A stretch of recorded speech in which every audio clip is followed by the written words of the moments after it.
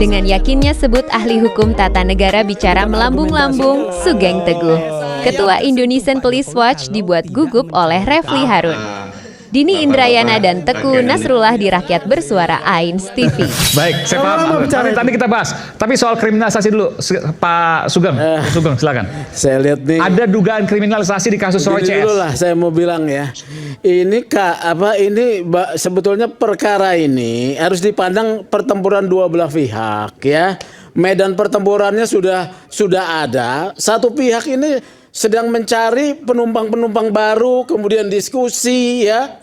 Padahal forumnya sudah ada, harus dihadapi gitu loh. Hukum maksudnya? Ya iya forumnya, karena yang dibawa oleh pihak Roy Suryo itu adalah masalah tuduhan hukum. Pakailah ahli hukum tata negara, hipotesis lah, asumsi lah, ya gitu loh. Medan pertempurannya sudah disiapkan di pengadilan, Anda harus siap gitu loh. Oke ya, itu dulu ya. Terlalu banyak diskusi. Yang kedua, kalau yang namanya harusnya apa, Bung Sugeng? Ya? Harusnya apa? Nah, yang kedua nih, harusnya taburan. Ya, harusnya mereka mempersiapkan bahwa medan tempur itu sudah ada pakemnya, ya. Kalau kita mau bahwa ini sebagai hukum positif, ya kau maju dalam pertempuran itu dengan gagah berani, ambil risiko bertarung di sana, ya. Tidak kemudian dengan berdebat-berdebat yang tidak perlu menurut saya di timnya ya. Nah, sekarang kriminalisasi. Kriminalisasi itu sebetulnya kalau dalam istilah akademisnya itu adalah kewenangan negara untuk merumuskan perbuatan-perbuatan apa yang bisa kemudian dirumuskan sebagai perbuatan pidana. Di sini kalau mau dituduhkan tadi ya, itu sebetulnya misuse of criminal law ya, penyalahgunaan hukum pidana kalau mau dituduhkan ya. Tetapi menurut saya juga harus diperhatikan ya. Tadi kan ini ilmiah apa tidak nih perkara ini? Ini perkara ilmiah. Ya. Kasus Roy Suryo ilmiah? Ilmiah. Bukan penyebaran fitnah? Bukan. Satu. Ya begini ya maksud saya. Kalau ilmiah nggak bisa diproses hukum. Tunggu dulu. Hukum pidana itu ilmiah tidak? Iya betul. Ilmiah hukum pidana. Salah satu teori hukum pidana itu menyatakan bahwa, ini teori hukum pidana ya, yang dipidana adalah orang yang melakukan perbuatan.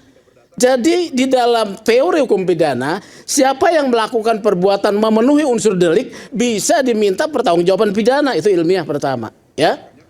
Ini adalah hukum material, ya. Ilmiah keduanya bahwa untuk memproses tersebut harus ada hukum acaranya, yaitu KUHP, sistem peradilan pidana ini. Ya, pihak Jokowi sudah menempuh itu. Pihak di sini masih diskusi mencari jalan tata negara lah, isu korupsi lah. Buktikan isu korupsinya biar juga diproses gitu loh. Jadi sistem peradilan pidana yang diatur oleh KUHP yang kemarin ya, ini ilmiah. Ya, ilmiah sistem peradilan pidana di mana ada yang namanya due process harus dihadapi. Baik, sebentar. Nah, yang ketiga nih saya mau tambahkan sedikit nih ya. Tadi kan disinggung ya. Ada yang bilang ahli tata negara bilang harus dibuktikan dulu aslinya. Forumnya itu sebetulnya tadi sudah disinggung oleh Aristo. Pasal 311 KUH pidana ya, itu menyebutkan salah satu unsurnya bahwa hakim akan mempersilahkan untuk kepentingan umum terdakwa membuktikan tuduhannya. Ya, ini bunyinya nih ya. Membuktikan tuduhannya. Di situ ada forum dia untuk membuktikan tuduhannya. Oleh karena itu, tadi saya katakan, ini medan pertempurannya sudah ada. Mereka harus mempersiapkan ahli-ahli argumentasi-argumentasi untuk bisa meyakinkan hakim bahwa ijazah yang mereka tuduhkan palsu itu memang palsu. Ya. Nah, tadi sudah disinggung juga. Ini pendekatannya ilmiah, ya. Misalnya, Rismond itu ahli digital forensik. Tetapi apakah dia bisa berbicara untuk di persidangan itu? Tidak bisa.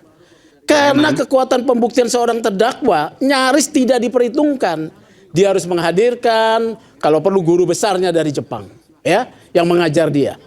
Ya, dia harus menghadirkan ahli lain untuk bisa membantah keterangan ahli dari polisi. Ini harus dipikirkan, bukan ahli tata negara. Ya, bicara melambung-lambung ya.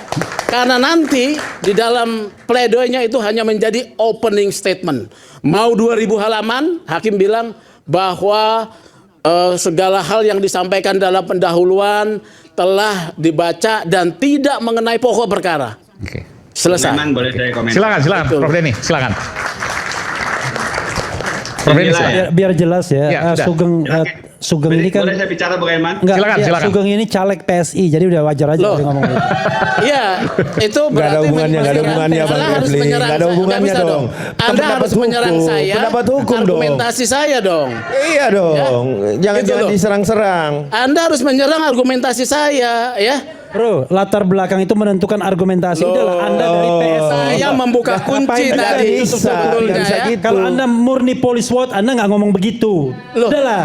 Yang mana yang harus Anda challenge di dalam Yang mana? bagian proses penyidikan yang harus saya kemudian komentari juga. Coba. Dalam keseluruhan Anda itu kan mendukung pihak sana. Ya Enggak, sudahlah. bukan. Kita hargai Saya- udahlah. saya harus mau Anda kemudian membantah Denny seolah-olah Denny harganya nggak ada apa-apanya. Bukan, Udahlah, kita ya. saling hargai ilmu Ini- aja, ya kan? Nah, oleh Kalau karena Anda dari itu saya katakan, dan ya. Anda mau membela orang Jokowi, ya silahkan saja. Udah, this is your job. Ya, From udah, PSI begini aja. to Jokowi. Begitu Udah. loh, begini ya. Jadi, Begini loh ya. Anda ini ya, kalau kita menutup latar belakang itu, maka kemudian salah satu Begini, integritas ya. seseorang adalah berani mengungkapkan siapa dia. Anda ngomong Loh, iya, wow dan lain sebagainya. Saya seolah-olah benar polisi. bahwa Ternyata saya Anda di PSI, saya tapi lihat caleg PSI. Udah. Argumentasi saya dong harus Anda bantah. No way. Ya.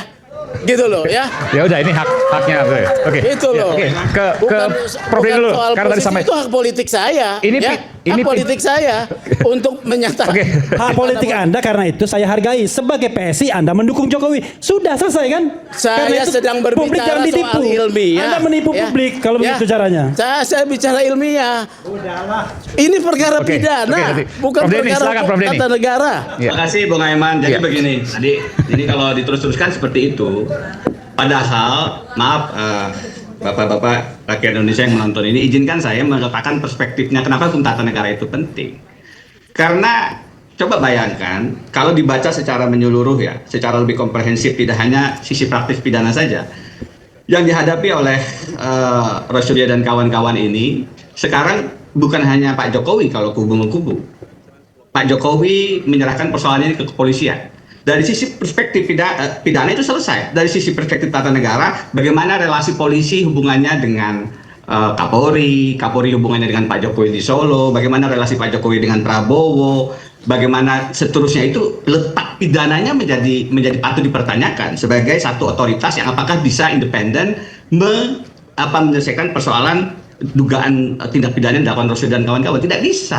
Kalau hanya dikatakan bawa ke pengadilan, nanti buktikan di pengadilan, itu adalah pengadilan yang betul-betul ideal, pengadilan pidana yang betul-betul berjarak, bisa menjaga jarak kepolisiannya dari Pak Jokowi. Apakah bisa Kapolri Roy Suryo yang punya hubungan personal dengan Pak Jokowi sejak di Solo menjaga jarak untuk memberikan ruang juga bagi Roy Suryo membela dirinya? Tadi betul teman terpidana dari yang mengatakan bahwa bagaimana bisa Roy Suryo untuk menilai ketika bukti jasa aslinya saja tidak ditunjukkan kepada beliau. Jadi hal-hal semacam ini tidak bisa diletakkan hanya dari kacamata pidana.